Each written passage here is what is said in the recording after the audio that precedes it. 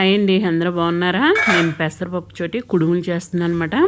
2 గ్లాసులు నీళ్ళు పెట్టాను రైస్ కుక్కర్లోని.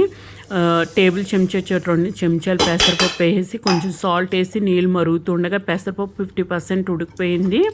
నానబెట్టుకుంటే కనుక తొందరగా ఉడికిపోతాయి.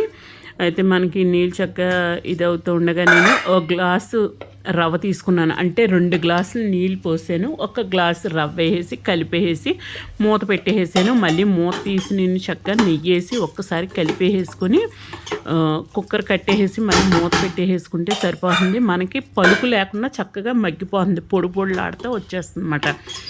మనం దీంట్లో కావాలంటే కొంచెం కొబ్బరి కూడా వేసుకోవచ్చు. నేను కొబ్బరి వేయలేదు, మీరు కావాలంటే కొబ్బరి వేసుకోండి.